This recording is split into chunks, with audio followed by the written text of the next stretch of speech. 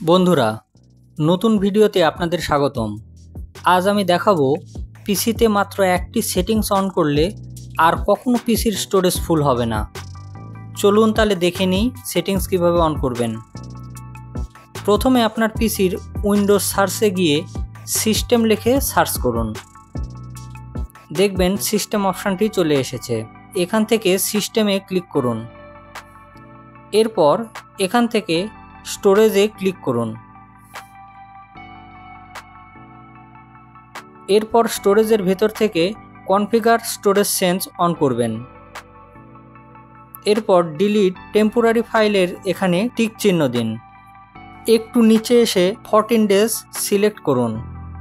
এর ফলে 14 দিন পর পর অপ্রয়োজনীয় ফাইল অটোমেটিক ডিলিট হয়ে যাবে এবং আপনার ড্রাইভ ফ্রি থাকবে। নিচে ডাউনলোড ফাইলটিতে নেভার করে রাখবেন। এই সেটিংসটুকু অন করলে আপনার ড্রাইভ কখনো ফুল হবে না এবং আপনার পিসি অনেক ফাস্ট থাকবে। এমন সব প্রয়োজনীয় ভিডিও পেতে পিএন টেক সলিউশন চ্যানেলটি সাবস্ক্রাইব করে পাশে থাকবেন।